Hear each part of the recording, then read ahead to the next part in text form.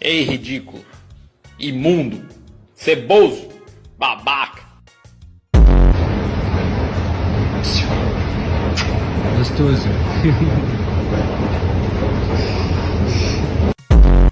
No jogo, Edu Dracena pode garantir escanteio, Michel, ele vem pra cobrança, partiu Michel, levantou, Edu Dracena cabeceou!